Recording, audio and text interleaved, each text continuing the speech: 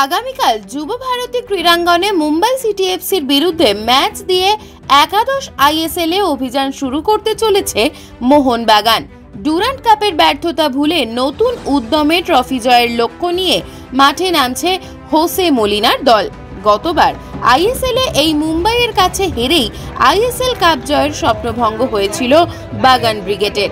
এবার মুম্বাইকে হারিয়েই লিগ অভিযান শুরু করতে চাইছে তারা। দিমিত্রি থেকে গ্রেগ স্টুয়ার্ট, লিস্টন কোলাসো থেকে শুভাশিস বোস, সকলেই নিজেদের সেরাটা দেওয়ার জন্য মুখিয়ে রয়েছেন। কোচ হোসে মলিনাও চাইছেন 3 পয়েন্ট দিয়েই খাতা খুলতে। রক্ষণ নিয়ে চিন্তা থাকলেও আলবার্তো রদ্রিগেজ ভরসা দিচ্ছেন স্প্যানিশ কোচকে।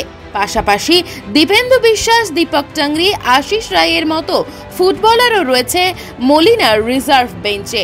এখন দেখার শক্তিশালী মুম্বাইকে আটকাতে কেমন দল নির্বাচন করেন হোসে মলিনা।